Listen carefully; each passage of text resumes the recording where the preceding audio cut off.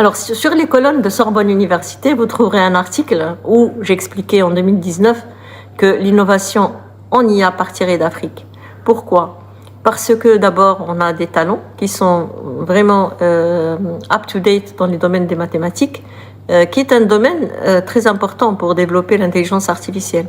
Mais on a aussi une jeunesse, 70% de la population est en dessous de 30 ans aujourd'hui en Afrique.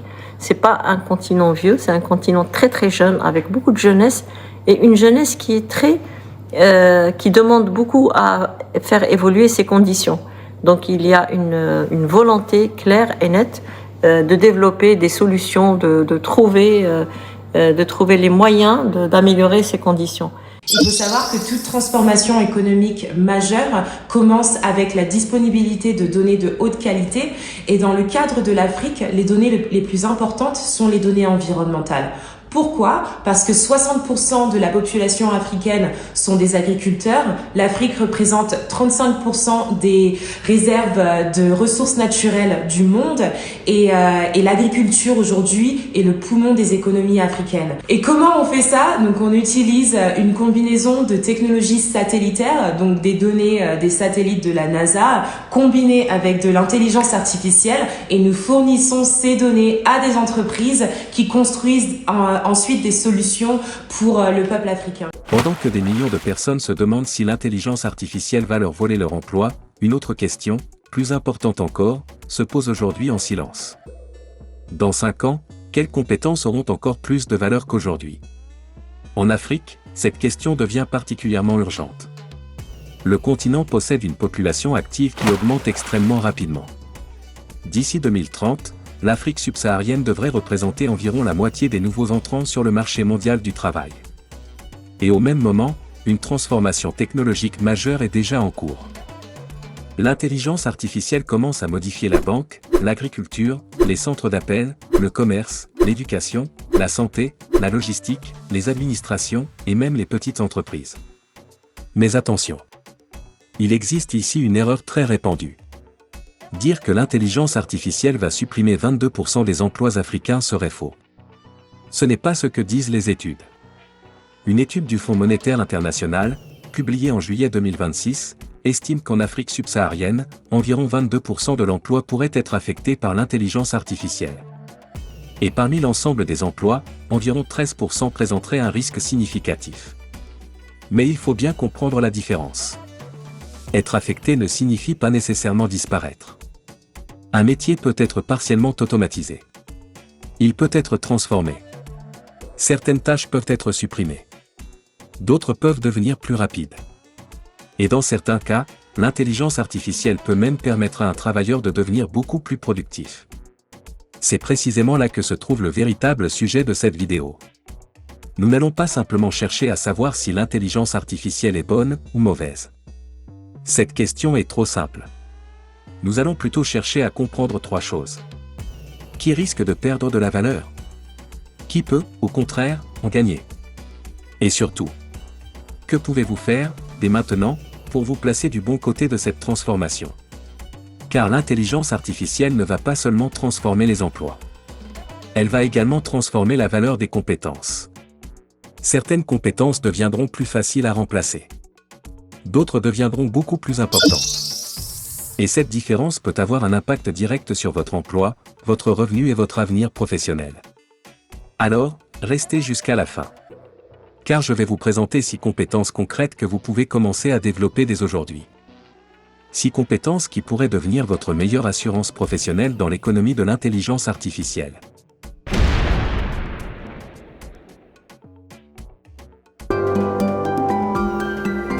Le paradoxe africain. L'Afrique fait aujourd'hui face à un paradoxe important.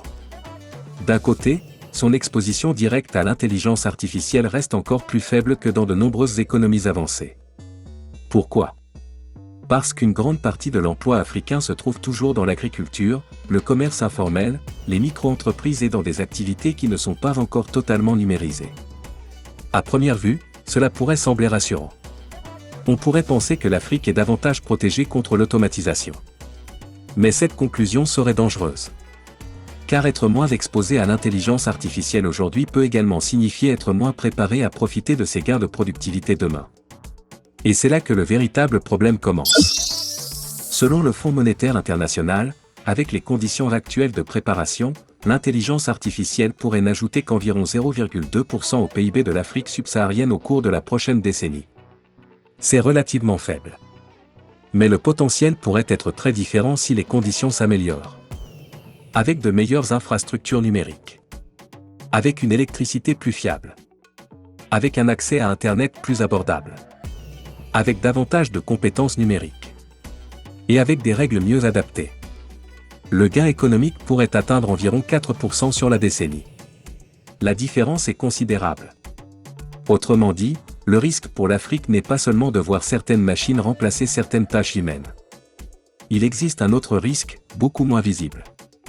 Pendant que certaines entreprises africaines continuent à travailler exactement comme auparavant, leurs concurrentes, ailleurs dans le monde, peuvent devenir beaucoup plus rapides et beaucoup plus productives grâce à l'intelligence artificielle.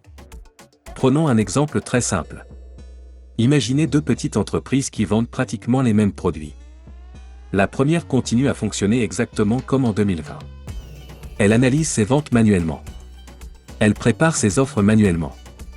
Elle répond aux clients un par un. Elle effectue également de nombreuses tâches administratives de manière traditionnelle. La deuxième entreprise, elle, commence à utiliser l'intelligence artificielle. Elle analyse plus rapidement ses ventes. Elle identifie les produits qui fonctionnent le mieux. Elle prépare ses offres plus rapidement. Elle répond plus vite aux demandes de ses clients. Elle automatise certaines tâches répétitives. Et elle aide ses employés à prendre de meilleures décisions. La première entreprise n'a peut-être licencié personne. Personne n'a été remplacé par une machine. Et pourtant, progressivement, elle peut devenir moins compétitive. Ses coûts peuvent rester plus élevés.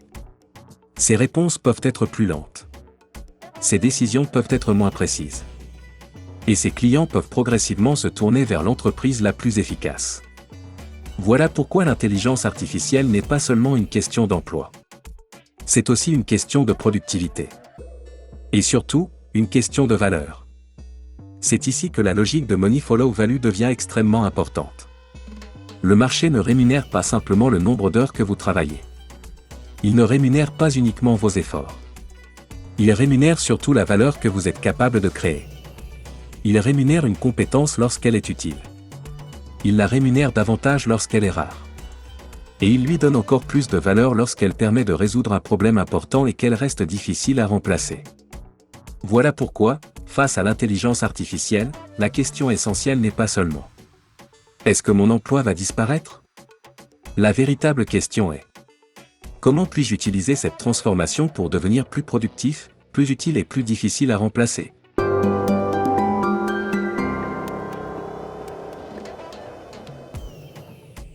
Lorsqu'on parle d'automatisation, on imagine souvent une usine remplie de robots qui remplacent des ouvriers. Mais avec l'intelligence artificielle générative, une partie importante de la pression touche au contraire des activités de bureau. L'Organisation internationale du travail constate que les professions administratives figurent parmi les catégories les plus exposées à l'IA générative. Elle insiste toutefois sur le fait que la transformation des emplois est, dans de nombreux cas, plus probable que leur disparition complète. Pourquoi ? Parce qu'une grande partie de ces emplois repose sur des tâches structurées. Saisir des informations. Classer des documents. Produire des textes standardisés. Résumer. Préparer des tableaux. Répondre à des questions répétitives. Traiter des formulaires. En Afrique, cela peut progressivement affecter certaines fonctions administratives, la saisie de données, le service client de premier niveau, certaines traductions simples, la rédaction standardisée, une partie de la comptabilité routinière ou certaines activités de centre d'appel. Mais cela ne signifie pas que tous ces métiers vont disparaître. Prenons le comptable. Son métier ne se réduit pas à saisir des factures. Lorsque le logiciel automatise cette saisie, la valeur peut se déplacer vers l'analyse, le contrôle, la fiscalité, le conseil, l'interprétation, la prise de décision.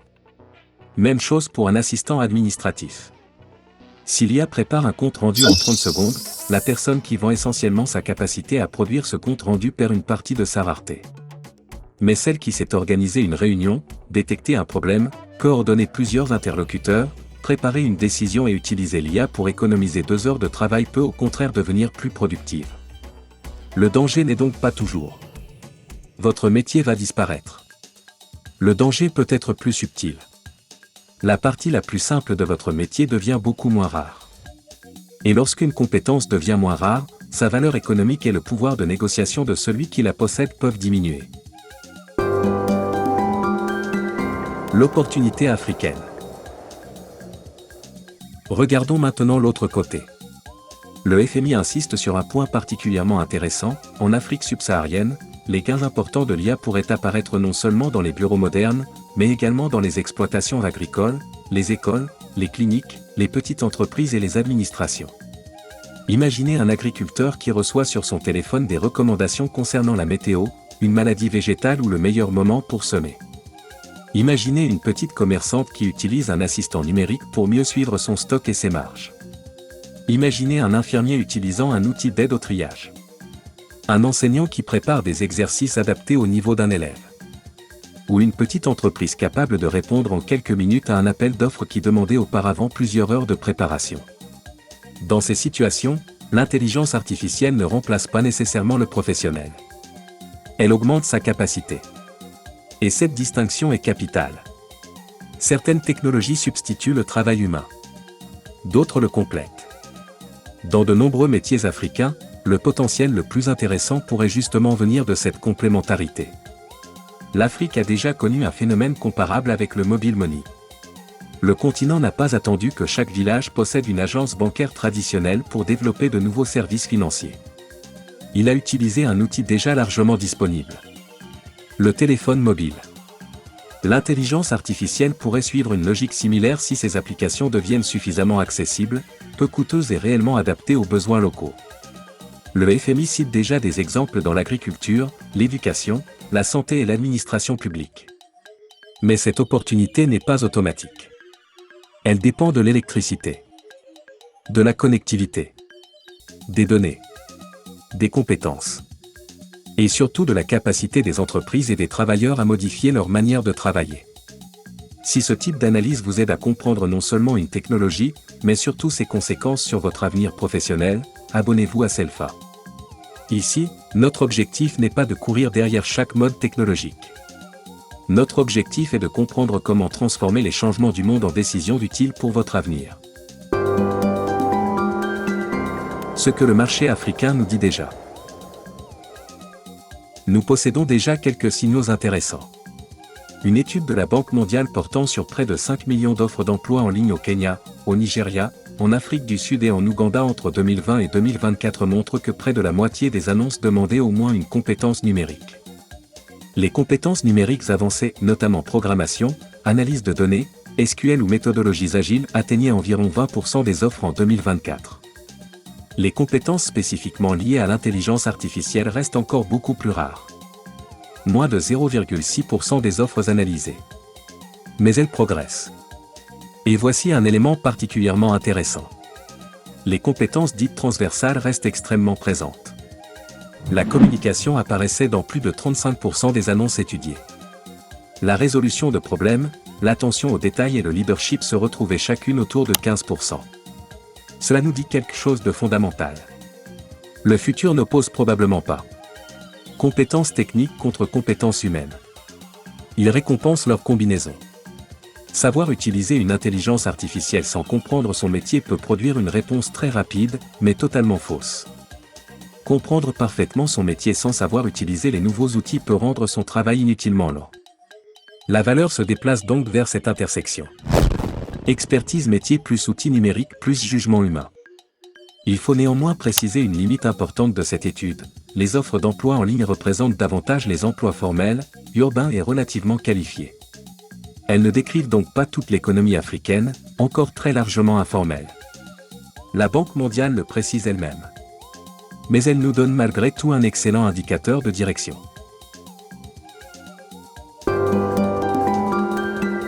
La compétence peut devenir de l'argent.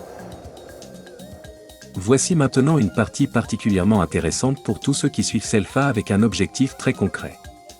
Améliorer progressivement leur situation professionnelle et financière. Car lorsqu'une compétence devient plus utile, plus recherchée et plus difficile à remplacer, sa valeur peut également augmenter sur le marché du travail. Une étude mondiale de la Banque mondiale, portant sur plus de 67 millions d'offres d'emploi dans 29 pays, apporte ici un élément particulièrement intéressant. Cette étude montre que les compétences numériques peuvent être associées à une prime salariale. Autrement dit, dans certaines situations, les employeurs semblent prêts à proposer une rémunération plus élevée aux candidats qui possèdent certaines compétences numériques.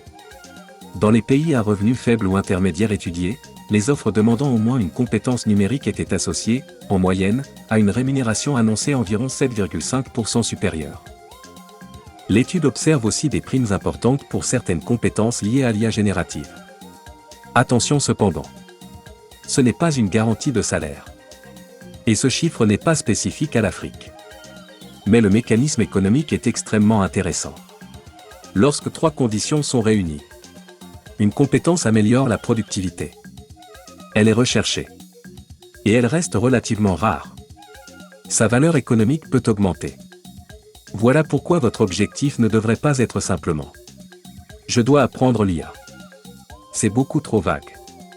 Votre objectif devrait être « Je dois apprendre à utiliser l'IA pour créer davantage de valeur dans un domaine précis ».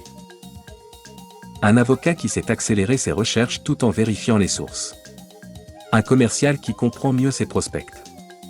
Un technicien qui diagnostique plus rapidement. Un entrepreneur qui automatise une partie du service client. Un agronome qui transforme des données en recommandations. Un créateur qui réduit considérablement son temps de recherche et de production. L'outil peut être identique. La valeur économique vient de l'application. Les 6 compétences à construire maintenant. Alors, que faire concrètement? Compétence numéro 1, comprendre l'intelligence artificielle. Pas nécessairement devenir ingénieur en machine learning. Mais comprendre ce que l'IA sait faire. Ce qu'elle fait mal. Comment lui donner un contexte. Comment vérifier ses réponses. Comment protéger les données confidentielles. Comment l'intégrer dans un véritable processus de travail.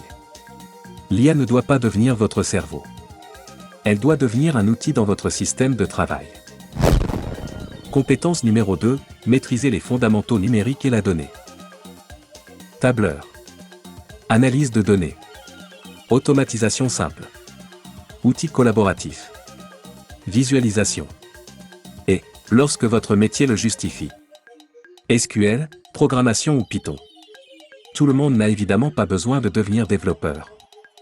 Mais comprendre les données devient progressivement aussi fondamental que savoir utiliser un ordinateur l'était hier. Compétence numéro 3. Développer une véritable expertise métier. C'est peut-être la compétence la plus sous-estimée.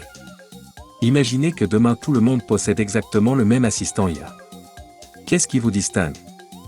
Votre expérience. Votre compréhension du terrain. Votre connaissance d'un secteur. Votre capacité à reconnaître qu'une réponse techniquement plausible est en réalité mauvaise. Lorsque l'accès à l'information devient moins rare, le contexte et le jugement peuvent prendre davantage de valeur.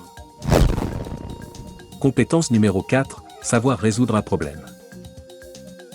Ne demandez pas seulement « Comment puis-je faire mon travail plus rapidement ?» Posez une meilleure question. Quel problème coûte réellement de l'argent, du temps ou des opportunités à mon entreprise ou à mon client? Puis utilisez vos connaissances, l'intelligence artificielle et vos relations pour résoudre ce problème. C'est la logique fondamentale de création de valeur. Compétence numéro 5, communication, leadership et coopération. Cela pourrait sembler paradoxal dans une vidéo sur l'IA. Pourtant, communication, résolution de problèmes et leadership restent très présentes dans les données sur les offres d'emploi africaines étudiées par la Banque mondiale. Une intelligence artificielle peut écrire un message. Elle ne garantit pas que les autres vous feront confiance. Elle peut proposer 10 scénarios. Elle ne porte pas la responsabilité de la décision. Elle peut résumer un conflit. Elle ne dirige pas automatiquement une équipe humaine à votre place. Compétence numéro 6, apprendre à apprendre. C'est peut-être la plus importante des 6. Le logiciel que vous apprenez aujourd'hui peut changer dans 2 ans. Certaines tâches qui paraissent complexes aujourd'hui deviendront banales demain. Votre avantage concurrentiel ne sera donc pas seulement ce que vous savez, mais également la vitesse à laquelle vous apprenez quelque chose de nouveau, le tester, l'utiliser et abandonner ce qui n'a plus de valeur. Votre stratégie personnelle en 3 niveaux. Je vous propose maintenant une méthode extrêmement simple. Niveau 1, protégez votre emploi actuel. Listez 10 tâches que vous accomplissez chaque semaine. Puis posez 3 questions pour chacune. Est-elle répétitive? Est-elle principalement numérique ou textuelle? Une intelligence artificielle peut-elle déjà en effectuer une partie? Si la réponse est oui, ne fuyez surtout pas l'outil. Apprenez à l'utiliser avant que quelqu'un d'autre l'utilise pour effectuer votre travail beaucoup plus rapidement. Niveau 2, augmentez votre valeur. Cherchez maintenant une compétence complémentaire permettant de passer de simple exécutant à personne capable d'interpréter, de décider, de conseiller ou de résoudre. Comptabilité plus analyse. Marketing plus données. Agriculture plus numérique. Logistique plus prévision. Ressources humaines plus analyse des compétences. Communication plus stratégie. Niveau 3, construisez un actif. Et maintenant, allez encore plus loin. Utilisez vos nouvelles compétences pour construire quelque chose qui continue de produire de la valeur. Un service. Une activité indépendante. Un système. Une base de connaissances. Un produit numérique. Une formation. Une audience. Un réseau. Ou une petite entreprise. C'est ici que l'intelligence artificielle cesse d'être seulement une menace pour votre emploi. Elle peut devenir un multiplicateur d'initiatives. Conclusion, la vraie menace n'est peut-être pas l'IA. L'intelligence artificielle va transformer des tâches. Certaines fonctions vont se contracter. D'autres vont apparaître. Beaucoup vont simplement être réorganisés. Personne ne peut aujourd'hui prédire avec précision combien d'emplois africains disparaîtront et combien seront créés. Mais nous savons déjà 3 choses. Premièrement, une partie du travail est exposée, notamment certaines tâches routinières et numériques.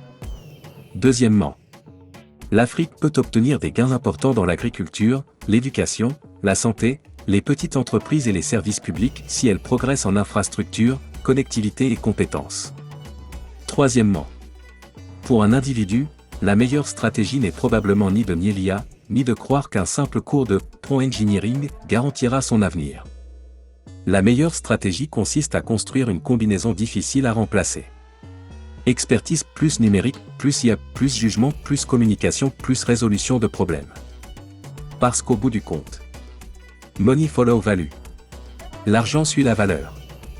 Et lorsque la technologie rend une tâche moins rare, notre responsabilité est de déplacer notre valeur vers ce que la technologie ne banalise pas encore.